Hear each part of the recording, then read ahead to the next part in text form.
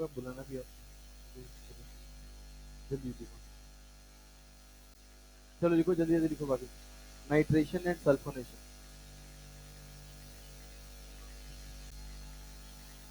Note में लिख लो, nitration and sulphonation.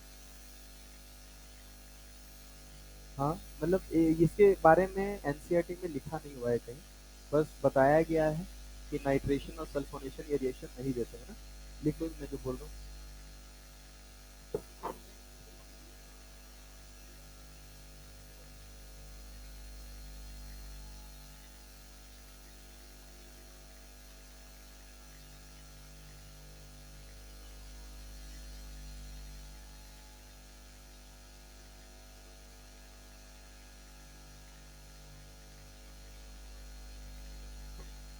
हाँ भाई लिखो, lower alkane do not undergoes, lower alkane do not undergoes, lower alkane do not undergoes nitration and sulphonation, lower alkane do not undergoes nitration and sulfonation, nitration and sulfonation, nitration and sulfonation। ठीक है। अब एक बात बताओ जरा, L F R S R में करते क्या अपन, हाइड्रोजन को हटाते हैं, हेलोजन को लगाते हैं। तो अगर हम नाइट्रेशन करेंगे तो उसमें क्या होगा, हाइड्रोजन को हटाएंगे NO2 लगाएंगे, और सल्फोनेशन में हाइड्रोजन को हटाएंगे SO3H लगाएंगे। यही करेंगे ना बेटा। सेकंड पॉइंट लिखो,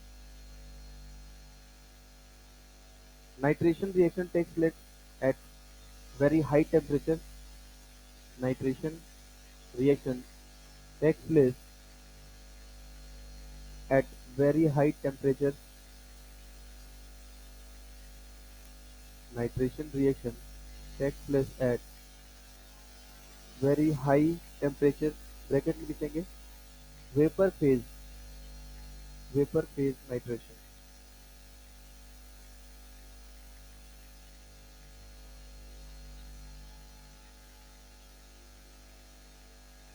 हाँ क्या लिखा आपके हम लोगों ने, nitration reaction takes place at very high temperature so that breaking of,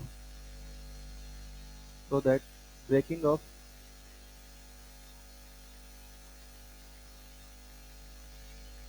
carbon hydrogen,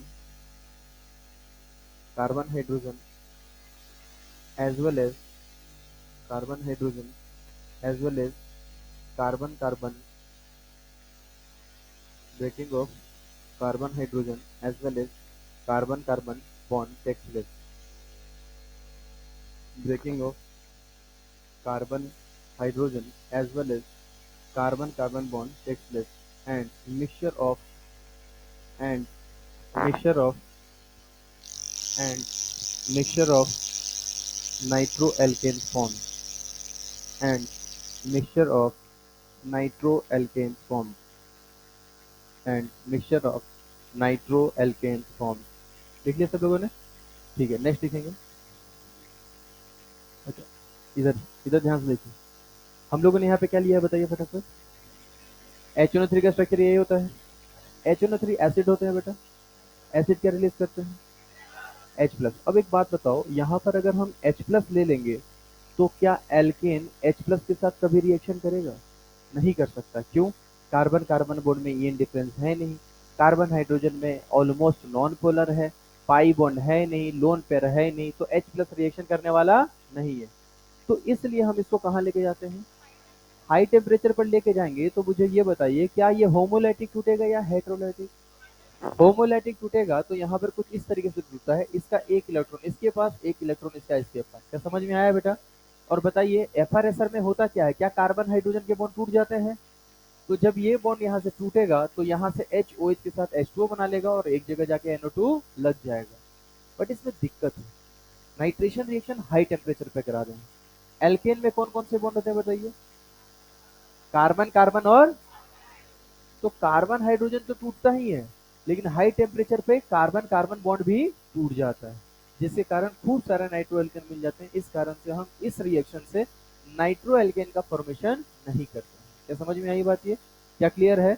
lower alkanes reaction क्यों नहीं देते हैं? लोअर एल्केन्स जो होते हैं वो ऑलरेडी गैसियस फेज में होते हैं, और लोअर एल्केन के थ्रू हम इस रिएक्शन को नहीं करा सकते हैं, क्योंकि यहाँ पर जो लोअर एल्केन है वो स्टेबल रेडिकल का फॉर्मेशन भी करने वाले नहीं है। मान लीजिए अब मैंने आपको बोला 3 डिग्री रेडिकल बनाना है, तो 3 डिग्री रेडिकल में मिनिमम क्या कार्बन कितने चाहिए? बोलिए। 3 डिग्री हाइड्रोजन के लिए अपने को मिनिमम कितने कार्बन चाहिए? 4। समझ में ये बात? तो लोअर मीथेन, ईथेन, प्रोपेन ये सब ये रिएक्शन नहीं देते। जल्दी से लिख लीजिए नाइट्रेशन के लिए एक रिएक्शन, और सल्फोनेशन में भी लिख सकते हैं कॉन्सेंट्रेटेड H2SO4, लेकिन हम फ्यूम्स के फॉर्म में लेते हैं, गैसेस फॉर्म एक तरीके से कह सकते हैं, जिसमें अपने को ये मिलता है। बेटा NO2 का जाके आप लोग एक बार, एल्केन का एक बार जाकर आप लोग रिएक्शन जरूर पढ़ लेंगे। एल्केन की रिएक्शन एनसीईआरटी से कंप्लीट हो चुकी है, रिएक्शन की बात की है, प्रिपरेशन की नहीं। किसी ने एल्कीन एल्केन की रिएक्शन पढ़ी क्या? एल्कीन की रिएक्शन पढ़ी एनसीईआरटी से? कितने लोगों ने पढ़ी भाई? ठीक है, अभी स्टार्ट करो यार थोड़ा ना, एक दो पेज पढ़ोगे तो थोड़ा ज़्यादा अच्छा रहेगा। अब ये सोचो कि मतलब एक साथ पढ़ ले तो पॉसिबल नहीं है।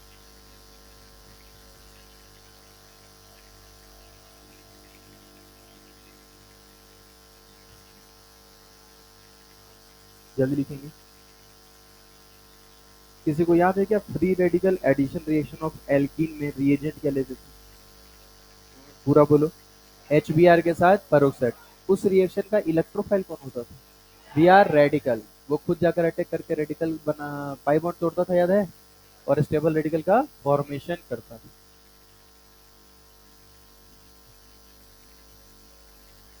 हाइड्रोकार्बन का मिल गया क्या आप लोगों को? ये आज इससे मिला है, ऑक्सीजन का मिला नहीं था क्या अभी तक?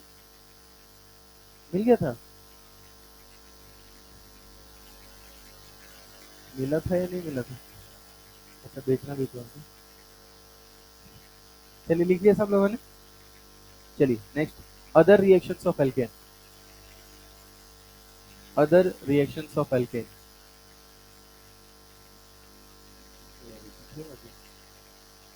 Other reactions of alkene. तो वो ये सारे रिएक्शन आगे एल्केन के जो है वो याद करने वाले। चलिए पहले बताइए एल्कीन कौन कौन सी रिएक्शन शो करता है?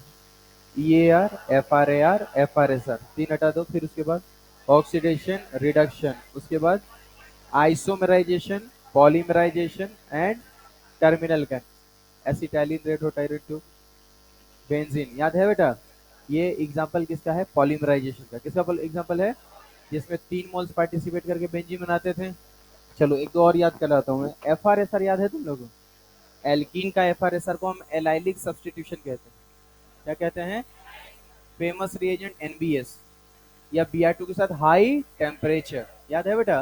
लेकिन अगर आप Br2 के साथ CCl4 ले लेंगे तब रिएक्शन क्या हो जाएगी? EAR, electrophilic addition reaction. याद है आप लोगों को? चलिए यहाँ पर देखिए अदर रिएक्शन ऑफ एल्केन की बात करते हैं। देखो एल्केन का ऑक्सीडेशन बहुत मुश्किल है, बहुत मुश्किल है। क्यों? ऑक्सीडाइज होगा कैसे? हाइड्रोजन को हटाना है, और कार्बन हाइड्रोजन का बॉन्ड काफी स्ट्रांग होता है, तो एल्केन ऑक्सीडेशन अच्छे से शो नहीं करता, और एल्केन रिडक्शन शो कर नहीं सकता क्योंकि ऑलरेडी सैचुरेटेड है। क्या है बेटा? कार्बन के 4 बॉन्ड होते हैं, पहले से जितने हाइड्रोजन, याद करो हम लोग जब पढ़ते थे जनरल फॉर्मूला, तो मैंने क्या बताया था? किसी कार्बन के लिए मैक्सिमम हाइड्रोजन कौन बताता है? एल्केन। CnH2n+2, याद है बेटा? तो देखो ये सारी चीजें हमने कुछ कुछ पढ़ रखी है। जैसे सबसे पहले यहाँ पे लिखा हुआ है, क्या पढ़िए एक बार? कंबशन लिखा हुआ है। कंबशन का मतलब जलाओ, हीट ऑफ कंबशन पढ़ा है हम लोगों ने। मैंने बताया था उस समय कि जब किसी हाइड्रोकार्बन को अब जलाते हैं तो कार्बन किस में चला जाता है? CO2 में। हाइड्रोजन किस में जाता है? और उसके साथ हीट रिलीज करती है, that heat is called heat of combustion. याद है आप लोगों? जितना ज्यादा कार्बन होगा CO2 उतना ज्यादा रिलीज होगा, और जितना ज्यादा CO2 रिलीज होगा हीट उतना ही ज्यादा रिलीज होगा। अरे हाँ या ना? तो एक बात बताइए मेरे को, कंबशन अगर आपसे पूछा जाए, हीट ऑफ कंबशन किस पे डिपेंड करता है?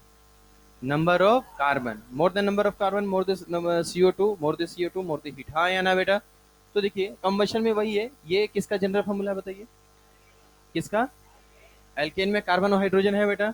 जब इसको एक्सेस ऑफ ऑक्सीजन से हम रिएक्शन कराते हैं, मतलब ऑक्सीजन सफिशिएंट अमाउंट में देते हैं, तो सारे कार्बन ऑक्सीडाइज होकर किस में चले जाते हैं, और सारे हाइड्रोजन किस में चले जाते हैं? बोलिए। H2O में। क्या समझ में आई बात ये? और उसके साथ जो हीट निकला उसे क्या बोलते हैं? Heat of combustion. अब ये जो बैलेंसिंग है ये आप सीखेंगे फिजिकल केमिस्ट्री में, जब आपको मोल कॉन्सेप्ट सिखाया जाएगा वहाँ पे कंबशन से रिलेटेड क्वेश्चन भी बनाए जाते हैं। मैंने को सिर्फ ये बताना था कंबशन का मतलब क्या होता है, कंप्लीट कंबशन। अच्छा, इनकम्प्लीट कंबशन का मतलब क्या होगा? क्या कार्बन का ऑक्सीडेशन कंप्लीटली हो पाएगा? अच्छा, कार्बन का ऑक्सीडेशन कंप्लीट हुआ तो कार्बन किसमें चला गया? अच्छा, कार्बन का कंप्लीट ऑक्सीडेशन नहीं होने का मतलब ऑक्सीजन लिमिटेड है बेटा, सफिशिएंट अमाउंट में नहीं है, तो कार्बन ऑक्सीडाइज ना होकर कार्बन किस में कन्वर्ट होता है? कार्बन ब्लैक में। एक तरीके से राख समझ लीजिए। और वही कार्बन ब्लैक जो है किस में काम आता है? प्रिंटिंग इंक में। क्या समझ में आई बात ये? तो बताइए, अगर आपसे क्वेश्चन पूछा जाएगा which of the following is example of incomplete combustion या कंप्लीट कंबशन, तो आपको बताना पड़ेगा कंप्लीट कंबशन में सी किस में जाएगा, इनकम्प्लीट में किस में जाएगा? कार्बन ब्लैक या कार्बन मोनोऑक्साइड में भी चला जाता है। क्या समझ में आई बात ये? ठीक है। उसके बाद अगर हम देखें तो कुछ है कंट्रोल्ड ऑक्सीडेशन। बेटा देखो, कंट्रोल्ड ऑक्सीडेशन जो है ना, हमेशा हम कैटलिस्ट के प्रेजेंस में कराते हैं, ध्यान रखना, कैटलिस्ट के प्रेजेंस। और इसका कोई मतलब तरीका है ही नहीं, मतलब इसको याद ही करना है और कुछ नहीं करना है। जैसे याद करो, हमने पहले पढ़ा था एक बार 1 डिग्री अल्कोहल के ऑक्सीडेशन से क्या बनता है? एल्डिहाइड। उसका तरीका है, उसको सीखेंगे आगे। हालांकि तुमको बोल दिया था मैंने 1 डिग्री अल्कोहल के ऑक्सीडेशन से क्या बनता है? एल्डिहाइड के ऑक्सीडेशन से। 2 डिग्री अल्कोहल के ऑक्सीडेशन से। और कीटोन का फर्दर ऑक्सीडेशन नॉर्मल कंडीशन में नहीं होता, याद है आप लोगों को? तो उसी तरीके से एल्केन का ऑक्सीडेशन तो हो ही नहीं सकता, बहुत मुश्किल है। लेकिन अगर हम ऑक्सीडेशन कराना चाहते हैं तो कुछ पर्टिकुलर अपने को कैटलिस्ट देना पड़ेगा, हाई टेम्परेचर प्रेशर देना पड़ेगा, तब जाकर रिएक्शन होगा। इसमें जो सबसे इंपॉर्टेंट है वो है KMnO4। कौन है बेटा? अब देखो, KMnO4 ना हर चैप्टर में आएगा। एल्कीन में आया था, बोलो, किसी को याद है KMnO4 कितने तरीके से आया था? 2 तरीके से। एक तो बेयर्स रिएजेंट, बेयर्स रिएजेंट का नाम सुने हो? 1% कोल्ड एल्कालाइन KMnO4 जो हाइड्रोक्सिलेशन करता है। क्या करता है? अब ये रिएजेंट याद ही करना था बेटा, इसलिए मैं बोल रहा हूँ, जो याद करने वाला चीज है वो मैं बोल रहा हूँ बार बार। आप थोड़ा थोड़ा उधर पढ़ते जाइए तो आपको याद हो जाएगा क्लास में बैठे बैठे। ठीक है, तो बताइए बेयर्स रिएजेंट क्या होता है, फिर से बोलिए। 1% कोल्ड एल्कालाइन KMnO4। ये क्या करता है? हाइड्रोक्सिलेशन। क्या करता है? What is the meaning of hydroxylation? Pi bond तोड़िए, 2 OH जोड़िए। याद आया क्या बेटा? साथ में ये अनसेचुरेशन टेस्ट में काम आता था। लेकिन अगर हम 1% ना लेके खूब सारे के KMnO4 भेज दें तो मुझे बताइए क्या ओजोनोलिसिस जैसा प्रोडक्ट कर देगा? ओजोनोलिसिस में क्या करते थे? डबल बॉन्ड काट के ऑक्सीजन जोड़ देते थे। अगर एल्डिहाइड है तो फिर किस में लेके जाएंगे? कार्बोक्सिलिक एसिड में। याद आया क्या बेटा? एल्केन में वैसे ही एल्केन ऑक्सीडाइज करते हैं रिस्पेक्टिव एल्कोहल में जिस एल्केन के पास 3 डिग्री हाइड्रोजन होता है। कौन सा हाइड्रोजन होता है? अगर 3 डिग्री हाइड्रोजन है तो अल्कोहल में जाएगा, और नहीं है तो जाने वाला। क्या समझ में आई बात? बाकी ये सारे याद करने हैं। तुम बताओ, कॉपर के साथ मीथेन रिएक्शन करके मीथेनॉल बन गया, हम क्या करें? कोई टेक्निक है इसका? कोई सेंस है इस बात का? समझ में आई बात? ये ना इसका सेंस है ना इसका। अब हो गया रिएक्शन तो हो गया। तो ये रिएक्शन आप लोग घर से लिख लेंगे या अभी लिखा चाहिए? हाँ ठीक, जल्दी जल्दी लिखो फिर, दूसरा ऑप्शन देना ही नहीं चाहिए।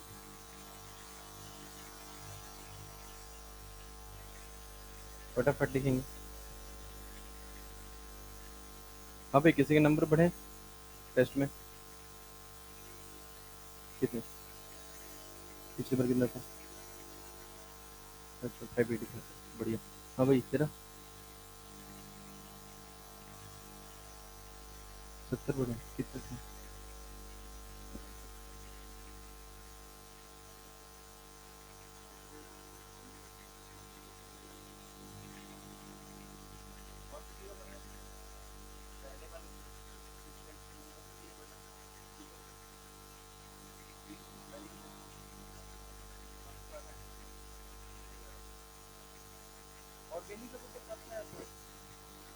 सारे मॉड्यूल ELP से ही क्वेश्चन थे, देखे होंगे आप लोग, है ना? हाँ? ऐसे ही क्वेश्चन था। देखो, GOC तक ना कुछ भी लेवल नहीं है भाई, पहले बता रहा हूँ। तुम पूरे एम्स तक के क्वेश्चन देख लो GOC में, तो अभी भी टफ क्वेश्चन नहीं है। क्वेश्चंस यहाँ से अच्छे बनेंगे और यहाँ से आपको क्वेश्चंस मिलते रहेंगे। एग्जाम्पलर ले लीजिएगा जिसको भी एक्स्ट्रा क्वेश्चन सॉल्व करना है।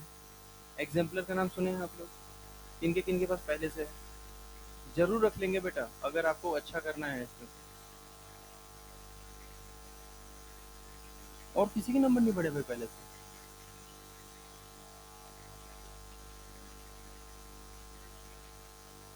केमिस्ट्री में किसी के आ रहे हैं पूरे में पूरे? पूरा आ रहा है? हाँ, समोसा खाएगा? आया ना? शर्मा क्या रहा बता। अरे खाएगा या नहीं? तेरे से पूछा मैंने। कितने आते तेरे पीछे? कितने आते? छह तो छोड़ दिए थे तो गलत क्यों मैं बेटा? ठीक। छोटा सा टॉपिक में भी गलत लगता है। तेरे फिजिक्स में कितने हैं बेटा? हाँ, 170? बढ़िया है। बायो में 330? बढ़िया नहीं है।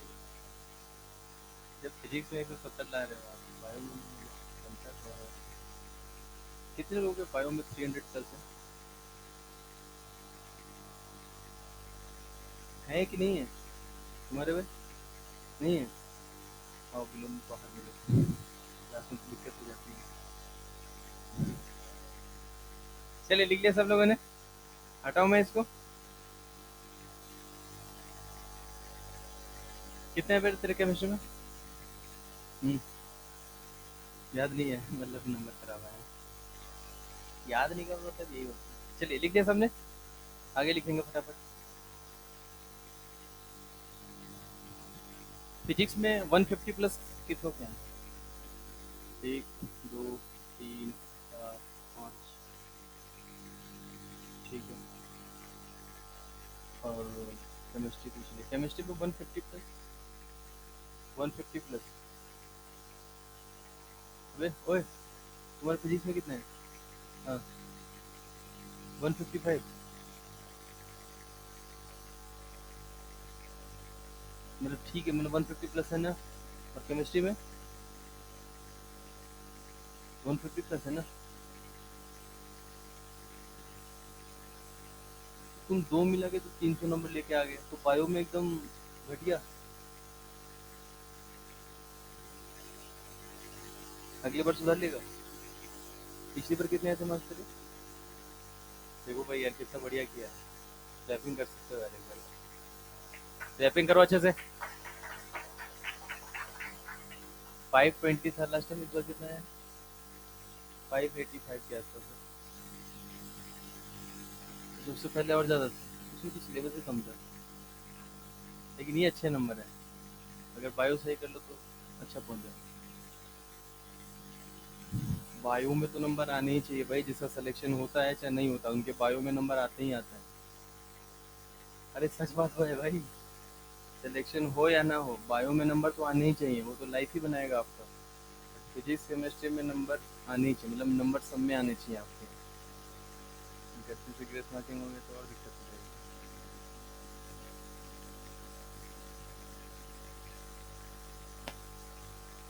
जाएगी। हटाऊं मैं इसको?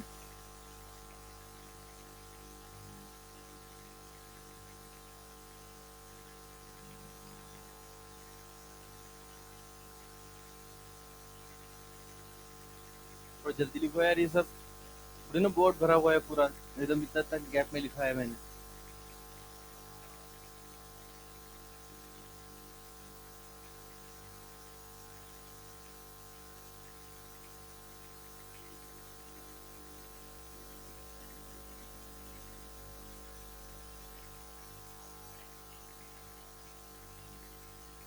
सात सौ तो कोई टच नहीं किया होगा आपने से एक बार। 500 प्लस और से कितने बचे हैं? 500 प्लस, हाँ तो चाहिए 500 प्लस।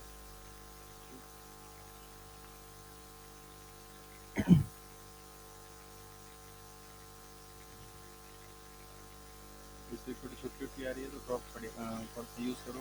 बैक पोर्शन को रिवीजन कर लेना है ना। हाँ चलिए नेक्स्ट।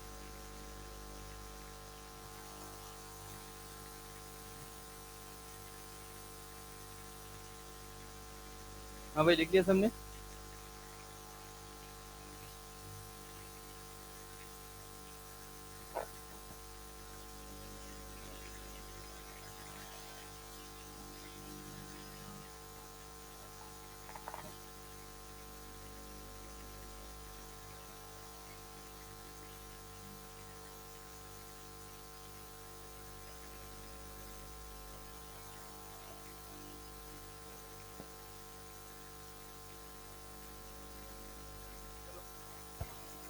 ऊपर वाला लिखो पहले, डी नंबर, उसके बाद बात करते हैं।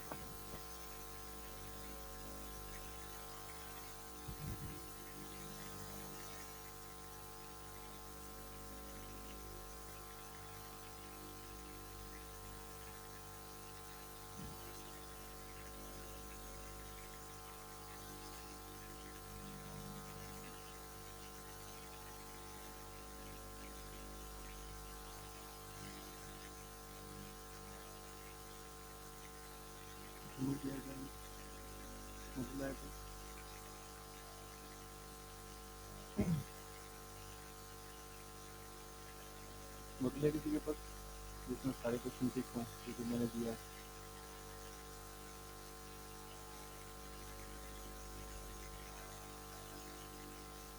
चलो भाई, लिख लिया सबने यहाँ तक? चलो देखो ध्यान से सुनो बेटा, कंट्रोल्ड ऑक्सीडेशन वाला याद रखना है, उसके ब्रैकेट में लिखो सब लोग एम यार, मतलब मुझे तो रटना है, उसका कोई ऑप्शन नहीं है। एल्केन के रिएक्शन आपको बार बार देखने पड़ेंगे तभी आपको याद होगा।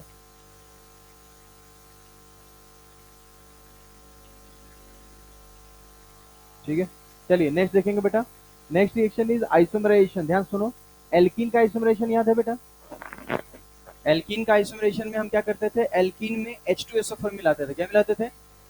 H2SO4 मिला के हीट करते थे, तो एल्कीन H2SO4 से क्या मिलेगा? H प्लस मिलेगा। बोलो यार, H2SO4 से क्या मिलेगा? H plus. एल्कीन के साथ H प्लस रिएक्शन करेगा तो क्या बनेगा? कार्बो। अरे बोलो, अरे एल्कीन इलेक्ट्रोफाइल के साथ रिएक्शन करेगा ना बेटा। क्या होता है ER का फर्स्ट स्टेप में, बताओ? पाई बॉन्ड टूटेगा, इलेक्ट्रोफाइल जुड़ेगा, स्टेबल कार्बोटाइन। अच्छा, किसी भी रिएक्शन में कार्बोटाइन अगर बन जाता है तो दो ही चीजें होती हैं, या तो कॉम्बिनेशन या तो एलिमिनेशन। या तो कॉम्बिनेशन या तो, सब लोग बताइए एलिमिनेशन कैसे होता है? एलिमिनेशन कैसे होता है? अल्फा हाइड्रोजन को हटा के। कैसे होता है, फिर से बोलिए? अल्फा हाइड्रोजन को हटाते हैं तो एलिमिनेशन होके एल्कीन बनता है। क्या बनता है? कॉम्बिनेशन का मतलब देखो, नाम से समझा करो। कॉम्बिनेशन का मतलब न्यूक्लियोफाइल आएगा और उस कार्बोटाइन से जुड़ जाएगा। फिर से बताओ, कार्बोकेटाइन कौन कौन सी रिएक्शन में बनता है? EAR, ESR, SN1, E1 और एक अमाइन की रिएक्शन, 1 डिग्री अमाइन की रिएक्शन किसके साथ? नाइट्रस एसिड, HNO2 याद है? अगर नाइट्रस एसिड नहीं मिला तो NaNO2HCl। चलो अब ध्यान सुनो पहले, किसी भी रिएक्शन में जब कार्बोटाइन बन जाता है तो दो चीजें होती हैं, या तो कॉम्बिनेशन या तो एलिमिनेशन। कॉम्बिनेशन का मतलब क्या होता है? न्यूक्लियोफाइल आएगा, उस कार्बोकेटाइन से जाके जुड़ जाएगा और रिएक्शन कंप्लीट हो जाएगी, मतलब सिग्मा बॉन्ड बनेगा। कौन सा बॉन्ड बनेगा? अगर मैं बोल रहा हूँ एलिमिनेशन, सोचो एलिमिनेशन मतलब कोई हटने वाला है ना बेटा, तो कार्बोटाइन से हटने के लिए उसका बगल वाला कार्बन का हाइड्रोजन हटता है। तो जब हाइड्रोजन हटेगा तो उसका सिग्मा होगा कि नहीं होगा? उसका सिग्मा किस में कन्वर्ट हो जाएगा? पाई में। क्या समझ में आई बात? तो बताइए कार्बोटाइन के बाद दो चीजें क्या क्या होती है? कॉम्बिनेशन और एलिमिनेशन। कॉम्बिनेशन और एलिमिनेशन में अल्फा हाइड्रोजन हटा के हम लोग क्या बनाते हैं? Double bond, alkene. क्या समझ में आई बात? चलिए उसी तरीके से हम जिस तरीके से एल्कीन में आइसोमराइजेशन किए थे, तो एल्केन में भी आइसोमराइजेशन करते हैं। एन एल्केन का मतलब क्या हुआ? ब्रांच या अन ब्रांच। और इसमें हम किसको कन्वर्ट करने वाले हैं? मतलब आइसो और नियो में। जैसे मान लीजिए आपने एन पेंटेन लिया, क्या लिया? एन पेंटेन आइसो पेंटेन में कन्वर्ट हो जाएगा और नियो में। क्या समझ में आया बेटा? लेकिन किसके प्रेजेंस में? Anhydrous AlCl3HCl। ये याद रखना है, कुछ नहीं कर सकते बेटा। या तो मैं नहीं लिखवाता, बोल देता कि एनसीईआरटी से छाप लो, या तो मैं छाप के लाया हूँ तुमको छपवा रहा हूँ। दो ही चीजें हो सकती हैं, और अपना बार बार बात करेंगे तो याद होगा, और इसका कोई तरीका नहीं है। ठीक है, चलिए नेक्स्ट देखिए क्या लिखा हुआ है। एरोमेटाइजेशन को ही हम लोग क्या बोलते हैं? रिफॉर्मिंग। अब सुनो ध्यान से, मुझे एल्केन से एरोमेटिक बनाना है। अच्छा, सबसे छोटा एरोमेटिक हाइड्रोकार्बन में कितने रिंग होंगे सोच लीजिए, जिसमें आयंस नहीं हो। क्या नहीं हो? आयन से। प्लस माइनस से एरोमेटिक नहीं बनाना आपको, एरोमेटिक बनाना है कार्बन कार्बन लेके। बताइए 3 कार्बन का एरोमेटिक कैसे बनेगा बिना प्लस माइनस के? प्लस माइनस नहीं चाहिए अपने को। 6 बेंजीन होगा ना बेटा। तो देखो क्या कर रहे, ध्यान सुनो, हम ओपन चेन को, एन का मतलब फिर से बताइए, अनब्रांच है कि ब्रांच है? अनब्रांच को किस में कन्वर्ट कर रहे हैं? Aromatic hydrocarbon. इस प्रोसेस को हम क्या बोलते हैं? एरोमेटाइजेशन। ध्यान से देखिएगा, इसमें हम एन एल्केन लेते हैं जिसमें मिनिमम कितने कार्बन होने चाहिए? 6। 6 क्यों होना चाहिए समझ में आ रहा है? क्योंकि बनाना क्या अपने को? बेंजीन। और इसमें हम ऑक्साइड लेते हैं, किसका किसका? Vanadium, molybdenum, chromium. और उसके साथ किसको रखते हैं? इन तीनों में से किसी का ऑक्साइड लीजिए और किसके साथ लीजिए तो एरोमेटिक हाइड्रोकार्बन बनता है। अब कैसे बनता होगा इस बात को समझिए जरा ध्यान से। यहां पर हमने देख लिया 6 कार्बन है, कितने कार्बन है? तो मुझे बताइए साइक्लिक कंपाउंड बनने के लिए, साइक्लिक कंपाउंड बनने के लिए क्या बताइए 2 हाइड्रोजन निकालना पड़ेगा बेटा? किसी को याद है कि जब रिंग आती है तो 2 हाइड्रोजन चले जाते हैं, याद है क्या? एक पाई भी आता है तो 2 हाइड्रोजन चले जाते हैं। तो मुझे बताइए जब यहाँ से हम H2 निकालेंगे तो क्या ये रिंग में कन्वर्ट हो जाएगा बेटा? अब मुझे बताओ इसको बेंजीन बनने के लिए कितने पाई चाहिए? एक पाई के लिए कितने हाइड्रोजन? तो 3 पाई के लिए 3 3H2 हटाएंगे बेटा, तो ये क्या बन जाएगा? बेंजीन। क्या हम इस प्रोसेस को डिहाइड्रोजिनेशन भी कह सकते हैं? अच्छा बताइए हम लोग क्या हटे हैं तो क्या हो गया? डिहाइड्रोजनेशन। यहां पर भी क्या हो गया? तो क्या बन गया? बेंजीन। कितने कार्बन थे? 6। तो 7 कार्बन लोगे तो एक कार्बन ऊपर आ जाएगा, एक कार्बन ऊपर आएगा तो उसे टॉल्विन बोलते हैं। क्या बोलते हैं? क्या याद है किसी को बेटा? टॉल्विन बोलते हैं। चलिए बताइए ध्यान से, अगर मैं आपसे ये बोलूं कि मुझे एल्केन से एरोमेटिक हाइड्रोकार्बन में जाना है तो रिएजेंट क्या कहलेंगे बताइए? ऑक्साइड्स ऑफ वेनेडियम या किसके साथ? जैसे यहाँ पे देखिए एन हेक्सेन है, क्या है? एन हेक्सेन के साथ इसका ऑक्साइड लिया तो देखिए 6 कार्बन किसमें चला गया? बेंजीन में। 7 कार्बन लिया तो किसमें चला गया? टॉल्विन में। क्या समझ में आया बेटा? चलो अब एक क्वेश्चन यहाँ पे आपसे पूछा जा रहा है, क्या ये वाला हाइड्रोजन FR SR दे सकता है? FR SR का मतलब सोचो पहले, बोलो बोलो। Free radical substitution reaction. बताइए फ्री रेडिकल सब्स्टिट्यूशन में इंटरमीडिएट क्या बनता है? Carbon free radicals. कैसे बनता है? हाइड्रोजन को, क्या मैंने ये वाला पूछा आपसे? इस हाइड्रोजन को हटाइए रेडिकल बने, क्या रेडिकल स्टेबल है? मतलब ये FR SR दे सकता है। इनफैक्ट एलाइलिक हाइड्रोजन से ज्यादा अच्छा देगा बेटा। अब आइए इसमें बेंजीन में, क्या बेंजीन में हाइड्रोजन है? अरे है या नहीं है? हाइड्रोजन है या नहीं है? मुझे बताइए क्या वो हाइड्रोजन FR SR दे सकता है? क्यों नहीं दे सकता समझ में आ रहा है? क्योंकि ये डबल बॉन्ड कार्बन से जुड़ा है। किससे जुड़ा है? आप उसको हटाएंगे डबल बॉन्ड पे रेडिकल आएगा जो कि स्टेबल है या अनस्टेबल? अनस्टेबल। क्या समझ में आया बेटा? तो आज के बाद आपसे कोई पूछे ना कि ये FR SR दे सकता है, वो दे सकता है, आप आराम से बना सकते हैं। FR SR देने के लिए हाइड्रोजन को हटाइए, रेडिकल बनाइए, रेडिकल स्टेबल होना चाहिए, हाँ या ना? एल्केन में कुछ में कौन सा हाइड्रोजन FR SR सबसे अच्छा देगा? 3 degree hydrogen, 2 degree hydrogen, 1 degree hydrogen? Alkane बोला है मैंने। और अगर एल्कीन होता तो एलाइलिक हाइड्रोजन। कौन सा हाइड्रोजन? एलाइलिक, याद है बेटा? और अगर एल्काइल बेंजीन हुआ तो बेंजाइलिक हाइड्रोजन। क्या इस कार्बन को बेंजाइलिक कार्बन बोलते हैं? याद आया क्या कुछ? तो चलिए यहां पर हमने दो चीजें पढ़ी। पहला क्या पढ़ा बताइए? दूसरा क्या पढ़ा? एरोमेटाइजेशन। फटाफट लिख लीजिए इसको।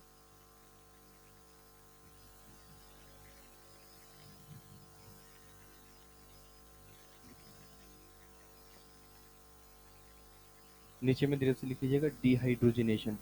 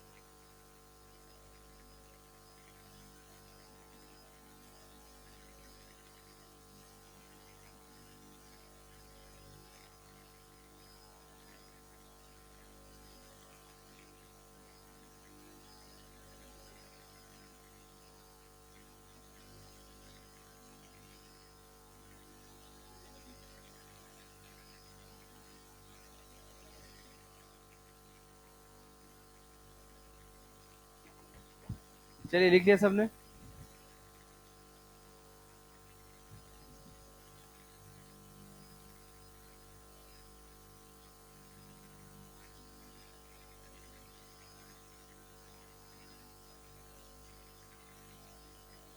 ये सब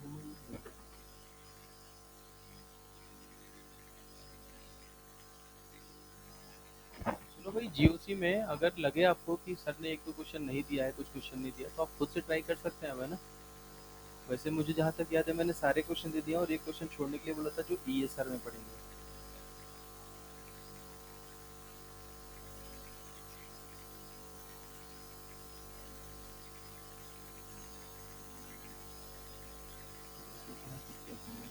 इसमें भी क्वेश्चन दिए हैं।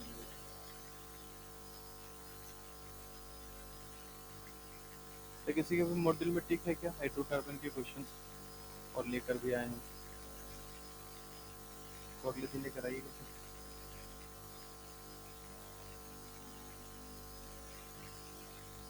चलो लिख दिया सबने। मैंने ऐसे किया तो तू भी ऐसे ही कर लिया क्या? पूरा लिखूंगा पे, जितनी बार लिखेगा उतना फायदा है।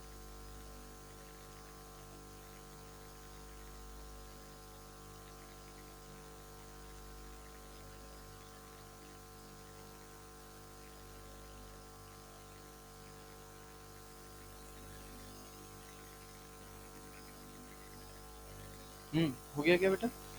हटाऊं?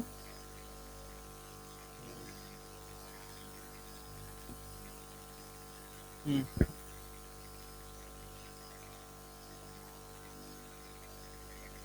20 20। और उतना याद रखने की जरूरत नहीं है भैया, ये सब याद नहीं रखना है। बस याद रखना है एल्केन के सारे इधर के रिएक्शन हाई टेम्परेचर पे होते हैं, 200 400 500 600, इसमें टेम्परेचर नहीं पूछता है वो। ये नहीं पता चला उसी को रट्टा मार रहे हैं हर दिन बैठ के, 10 से 20 10 से 20 10 से 20।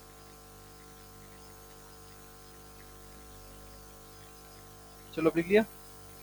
नेक्स्ट लास्ट लिखा, जल्दी से लिखो उसको, मैं बता रहा हूँ इसको।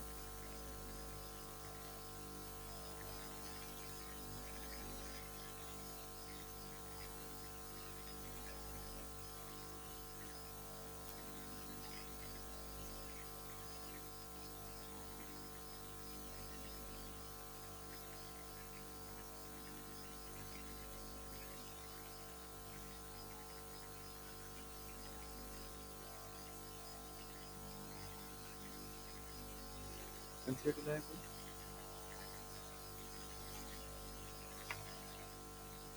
एनसीईआरटी लाया क्या? हाँ सर।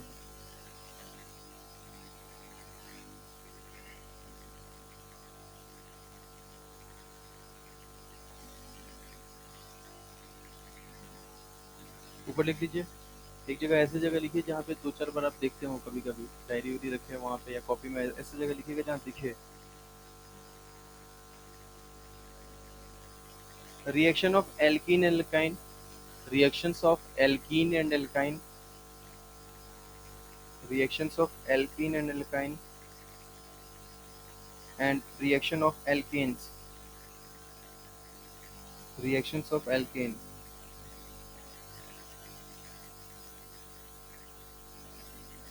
reaction of alkane। ये हाइड्रोकार्बन चैप्टर के एनसीईआरटी से पढ़ लेना है आपको। हाइड्रोकार्बन के 3 रिएक्शन वाले पार्ट कंप्लीट हो गए।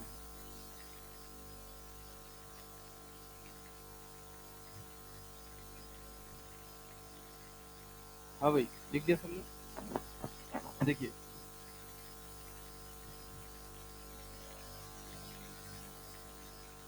हर दिन कोशिश कीजिएगा 2 2 पेज पढ़ने का, और क्या। हाँ देखो इधर बेटा, इस रिएक्शन का तो कुछ नहीं याद ही करना है, बस एनसीईआरटी ये कहता है कि हाइड्रोजन गैस बनाने का बढ़िया तरीका है, ठीक है, ऊपर वाली रिएक्शन। अब आइए इधर, इधर क्या लिखा है पढ़िए एक बार। पायरो का मतलब पता है क्या किसी को? क्या बताइए? पायरो का मतलब हीट होता है। क्या होता है? हीट। और लिसिस का मतलब क्या होता है? तोड़ना। तो मतलब हीट देके अपन क्या कर रहे हैं? तोड़ने वाले। अच्छा यहाँ पे क्या लिखा है? क्रैकिंग। नाम से समझ में आ रहा है कि तोड़ना है अपने को, ठीक। ध्यान सुनो ध्यान से। एल्केन्स जो छोटे एल्केन्स होते हैं वो तो गैस होते हैं, 1 से 4 कार्बन के। थोड़ा ऊपर जाओ 5 6, तो वहां से लेके 16 17 तक आपको लिक्विड्स मिलेंगे। उसके आगे जाओ तो वैक्स सॉलिड के फॉर्म में रहते हैं। तो एल्केन्स जो होते हैं वो छोटे वाले गैस होते हैं, बड़े वाले लिक्विड होते हैं, और उसके बाहर सॉलिड वैक्स सॉलिड में आते हैं। इसके पीछे का कारण होता है वैन डर वाल फोर्स ऑफ अट्रैक्शन, जो हम फिजिकल प्रॉपर्टीज में पढ़ेंगे। अब यहाँ पर बात ये आती है कि अगर मान लीजिए अपने पास बड़े एल्केन्स मिल गए जो लिक्विड के फॉर्म में है, तो उन लिक्विड से हम अपन क्या करते हैं, हम लोग गैस में कन्वर्ट करते हैं। किस में कन्वर्ट करते हैं? गैस। क्योंकि जो छोटे छोटे एल्केन्स होते हैं वो फ्यूल्स होते हैं। क्या होते हैं? फ्यूल्स। और फ्यूल्स हमें काम आता ही है बेटा, एलपीजी में भी काम आता है ना, सीएनजी में भी काम आता है। तो हम छोटे छोटे गैसेस में कन्वर्ट करते हैं। तो उसी मेथड को क्या बोला जाता है? हीट देके तोड़ दो। तो इसमें काम क्या है बताइए?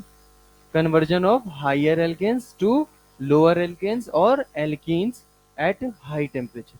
अब देखो कैसे तोड़ा जाता है वो मैं एक समझा रहा हूँ, ध्यान से देखिएगा। जैसे मान लीजिए आपने इसको तोड़ा, प्रोपेन को ही तोड़ा, गैस को ही तोड़ रहे हैं आप, या इससे बड़ा ले रख लेते हैं, CH3 CH2 CH3। बताइए इसका नाम क्या, कॉमन नाम एन ब्यूटेन होगा बेटा। अब देखो इसे हम क्या करते हैं, 600 से लेके 700 डिग्री सेल्सियस पे हीट करते हैं, तोड़ते हैं इसको। जब तोड़ेंगे तो टूट जाएगा। कैसे टूटेगा ध्यान से सुनो, जब हाई टेम्परेचर पे ले जाएंगे तो क्या कार्बन हाइड्रोजन बॉन्ड टूटेगा या कार्बन कार्बन भी टूट सकता है? तो बनाने का टेक्निक समझना।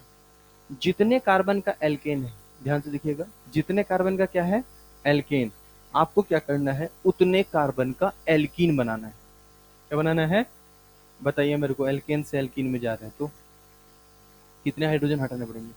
बोलो। तो बताइए कितने कार्बन का एल्केन है? तो 4 कार्बन का एल्कीन बनाइए, CH3 CH2 CH2 CH देखो ये कौन सा एल्कीन है, ब्यूट वन इन है या ब्यूट टू इन है? और कोई एल्कीन बन सकता है क्या? क्या बताइए, CH3 CH double bond CH CH3।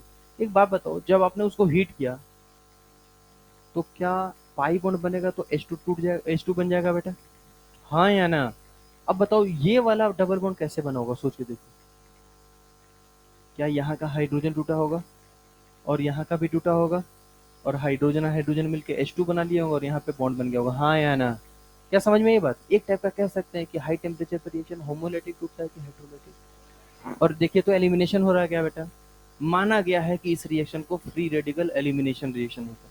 इसका कोई प्रूफ नहीं है लेकिन बोला गया है suppose to be free radical elimination. क्यों बोला फ्री रेडिकल एलिमिनेशन, सोच के देखो। हाई टेम्परेचर पे फ्री रेडिकल होता है और क्या बन रहा है बेटा, पाई बॉन्ड। अच्छा बताइए, पहले तो 4 कार्बन का, अब बताइए 3 कार्बन का बनाइए एल्कीन। कितने कार्बन का, कितने कार्बन का आपने बना लिया? 4 कार्बन का एल्केन था, 4 कार्बन का एल्कीन बना लिया। अब 3 का बनाइए, 3 का एल्कीन कैसे बनेगा बोलिए?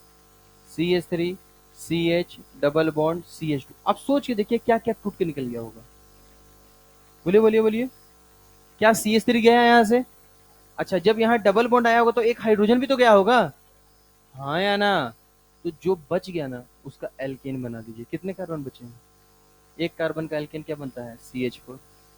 पहले आपने कितने कार्बन का एल्केन बनाया, अब कितने का बनाया, अब कितने का बनाएंगे, 2 का। 2 का एल्केन बनाइए, CH2 डबल बॉन्ड CH2। बताइए जब वो टूटा होगा तो कितने अलग हो गए होंगे, बोलिए। 2 कार्बन का क्या बना देंगे, एल्केन, C2। ऐसे ऐसे ही बनाते हैं। तो देखिए एल्कीन्स और एल्केन में कन्वर्ट हो गए छोटे छोटे। क्या समझ में आया? टेक्निक क्या है ध्यान सुनिएगा। अगर आप एन कार्बन का एल्केन लेते हैं तो इसका टेक्निक ये है कि भाई अपने को एन कार्बन का क्या बना देना है, एल्कीन्स। और उसके साथ क्या निकलेगा बताइए, H2। जब एन कार्बन का एल्कीन बना लिया तो फिर क्या करेंगे, N-1 कार्बन का एल्कीन बना लेंगे। तो बताइए एल्केन कितने का बनेगा, N-1। मैथ ज्यादा हो गया क्या? पहले ये बताओ भाई, कितने कार्बन का एल्केन है, उतने ही कार्बन का क्या बनाया। फिर छोटे कार्बन का एल्केन बनाएंगे, एक एक माइनस, मान लो 10 कार्बन का एल्केन है, तो बताइए यहाँ पे क्या बनेगा, 10 कार्बन का एल्कीन। ठीक है 10 कार्बन का बना लिया, फिर कितने का बनाएंगे, 10 - 1 तो कितना बन गया, 9। तो जो बच गया उसका क्या बनाएंगे, एल्केन। कितने बच गया कार्बन, तो अब बताओ 9 बन गया तो अब किस पे आएंगे, बोलो। 8 कार्बन का बनाएंगे तो इधर कितने बच जाएंगे, 2। क्या समझ में आया, नहीं आया? तो अपने को ये बेसिकली हाइड्रोकार्बन, ये क्या कहते हैं, हाइड्रोकार्बन जो ये पार्ट है पाइरोलिसिस, ये कहाँ पे काम आता होगा, कौन सी इंडस्ट्री में, पेट्रोलियम इंडस्ट्री में, जहाँ पे हम लिक्विड से किस में कन्वर्ट कर रहे हैं, गैस में। और गैस में लेके बेच रहे हैं लोगों को। समझ में आ गई बात की? लिख लीजिए फटाफट। ये भी पूछा गया है एग्जाम में, ध्यान रखिएगा, पाइरोलिसिस का मतलब।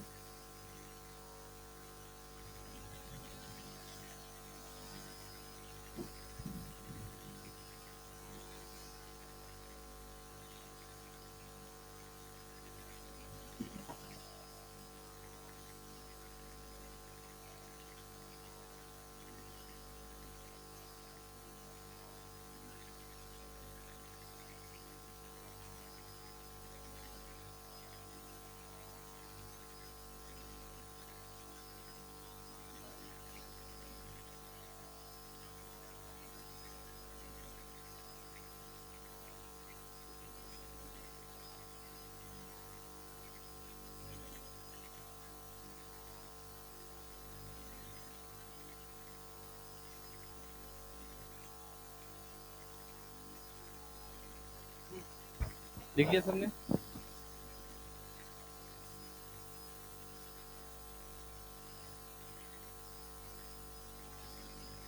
कल एग्जाम्पलर लेके कितने लोग आ सकते हैं? आज खरीद लिया और लिखेगा ये बताइए, ताकि एक हफ्ते दिन नहीं, एक हफ्ते जो नहीं आ रहा हूँ उसमें क्वेश्चन में टिक करवा दो 20-25, आप लोग धीरे धीरे बनाते रहिए आगे आगे। टेलीग्राम पे भेज दूंगा उसको, कोई मुझे पता है कुछ नहीं होने वाला, भेज दूंगा। लेकिन एनसीईआरटी में भी क्या है कि पेजेस चेंज है, पता नहीं उसमें एग्जाम्पलर में चेंज है कि नहीं,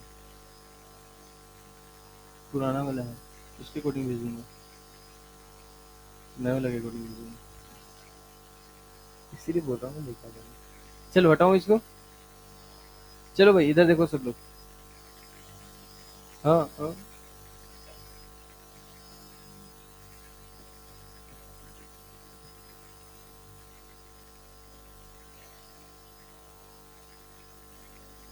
हो गया भाई। चलो अब बताओ फटाफट, एल्केन्स कौन कौन सी रिएक्शन देता है? बोलो बोलो। क्या एल्केन्स एडिशन रिएक्शन दे सकता है? क्यों नहीं दे सकता? पाई बॉन्ड नहीं है। एफआरएसआर में क्या होता है?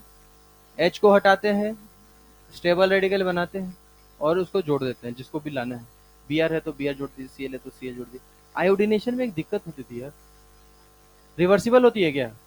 Iodination of alkane is reversible reaction due to the formation of H I. H I is a strong reducing agent, हाँ या ना?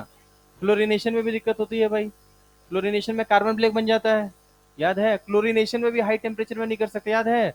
स्पेशली डायरेक्ट लाइट सनलाइट में नहीं करते, उसको हम डिफ्यूज्ड सनलाइट में करते हैं। किसमें करते हैं? डिफ्यूज। की कंप्लीट लाइन है तो उसको भी जला के राखी कर देगा, याद है बेटा आप लोग को? चलिए, तो यहाँ पर एल्केन हो गया। अगले पेज में लिख लीजिए method of preparation of alkene, एकदम फ्रेश पेज में लिखिएगा और उसको छोड़ दीजिएगा एकदम ऊपर में, method of preparation of alkene, क्योंकि इसका मैक्सिमम क्वेश्चन जो है ये हेलो एल्केन और सोडा लैम्प डिकार्बोक्सिलेशन में। Method of preparation of alkene, method of preparation of alkene, method of preparation of alkene, लिख लिया सबने? चलिए नेक्स्ट हेडिंग नोट कीजिए, benzene, reaction of benzene, reaction of benzene and alkyl benzene, या derivative बोल देते हैं, reaction of benzene and alkyl benzene.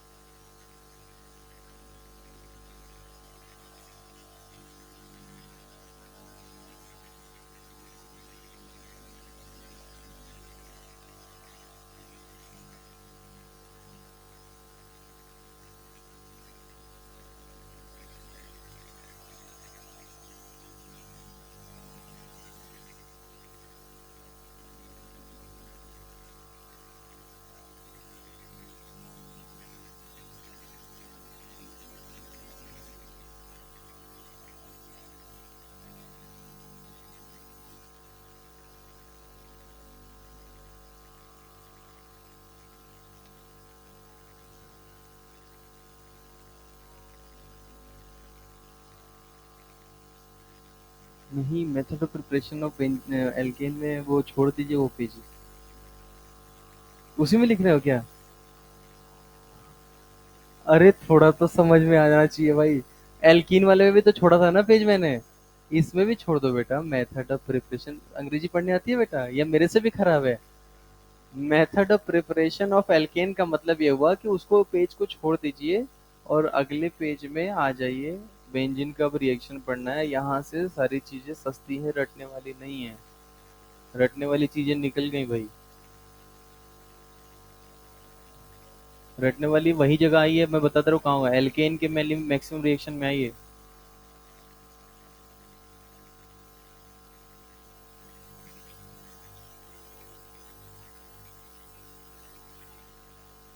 अच्छा वो पूछ लिया बेटा तुमने। बहुतों की तरफ से थैंक यू तुमको। ईमानदारी से बताइए कितने बच्चे उसी के नीचे लिख रहे थे? हाथ उठाओ अच्छे से। वो कितने खुश हो रहे हैं, जैसे लग रहा है कितना महान काम किया है। लिखो जल्दी से।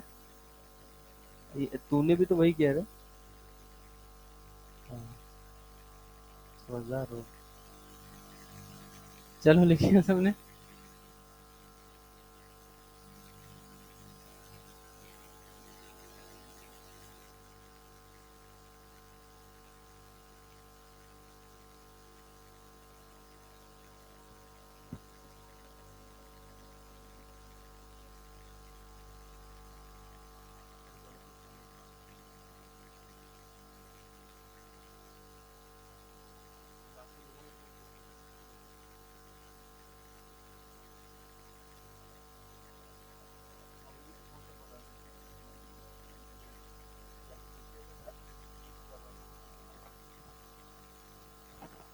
हाँ भाई, इधर सुनो, ध्यान सुनो।